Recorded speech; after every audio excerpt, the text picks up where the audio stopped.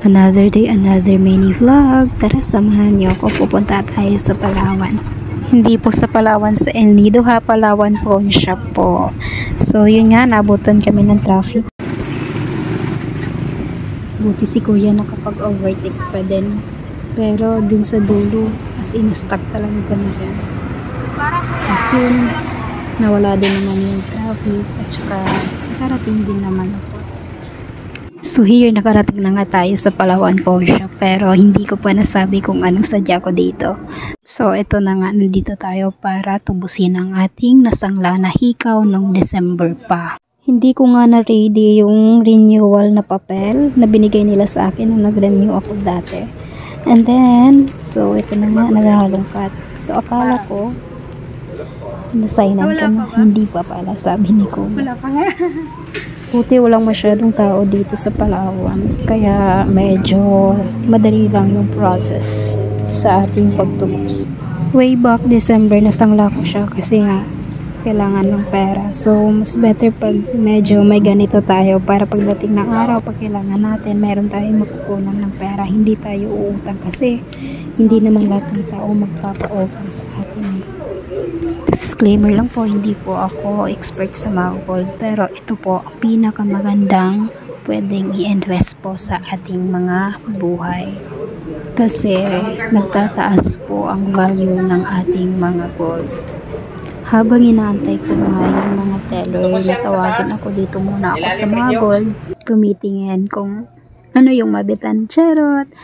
By the way, mas maganda kasi dito pag dito tayo bumibili kasi may mga less sila, like naka-sale, ganon.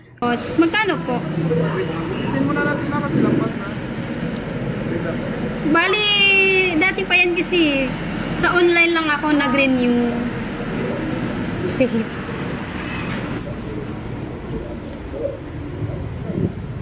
Panay, antay lang mga 30 minutes.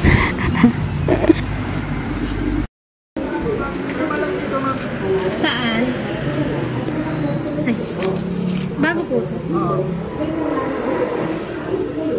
Sa mga nagtataka bakit ang dami kong pinirmahan. So, ito kasi yun, nag-online renewal ako sa Palawan Pay. So, kailangan pumunta ka dito para makuha mo yung bagong papel. Pero yun nga, hindi ko nakuha nung una kasi umuwi ako ng probinsya. Ngayon ko lang nabalikan for 2 months yun na nag-online renewal ako sa Palawan Pay. Ito lang ma'am, 2,652. 2,652. Sige, ipapalawan pay ko na lang. Palawan pay. May card ka na, wait lang ha. Sige po. Maganda po pala sa Palawan Pay kung doon ka nag-renew kasi po Mamaya na may points ka pong makukuha.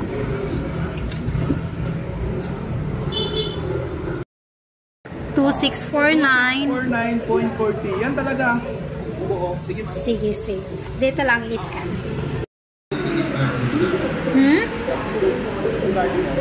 Ano daw? I-update natin yung card mo.